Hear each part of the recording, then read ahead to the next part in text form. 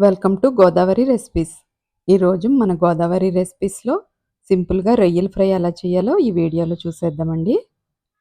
1/2 kilo రొయ్యలు తీసుకున్నాను.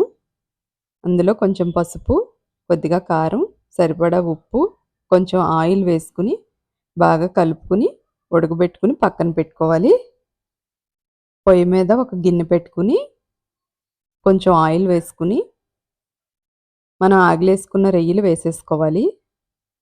రొయ్యలు వేసుకుని అందులో కొంచెం అల్లం వెల్లుల్లిపాయ పేస్ట్, కొద్దిగా ఉప్పు, కొంచెం పసుపు వేసి అల్లం వెల్లుల్లి పచ్చివాసన పోయే వరకు వేగించాలి. తర్వాత 5, 6 పచ్చిమిర్చి, 1 స్పూన్ ధనియాల పౌడర్ వేసుకుని పావు స్పూన్ మసాలా పొడి వేసుకోవాలండి. వేసుకుని దగ్గరికి వచ్చే వరకు వేగించుకోవాలి. దింపేసే ముందు కొద్దిగా కారం, కొత్తిమీర, కరివేపాకు వేసుకుని ఒకసారి కలుపుకుని దించేసుకుంటమే. రొయ్యల ఫ్రై రెడీ.